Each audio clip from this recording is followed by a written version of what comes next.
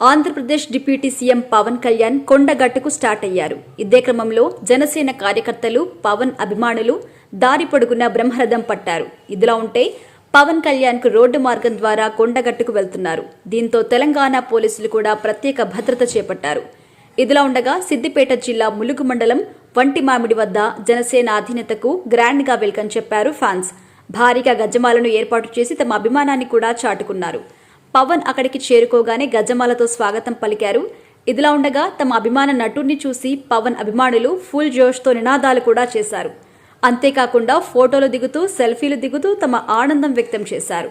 ఇదిలా ఉండగా పవన్ కు గజమాల సమర్పించిన వీడియో ఇప్పుడు సోషల్ మీడియాలో వైరల్ గా మారింది. పవన్ కాసేపు సిద్దిపేటలో తన అభిమానులతో మాట్లాడి ఆ తర్వాత కొండగట్టుకు పయనమయ్యారు.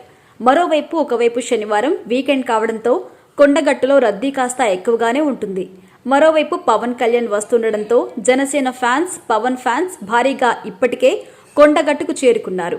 2000 మందితో పోలీసులు భద్రతను చేపట్టినట్టుగా తెలుస్తోంది. మరోవైపు సాధారణ భక్తులకు ఇబ్బందులు కలగకుండా అధికారులు చర్యలు కూడా చేపట్టారు.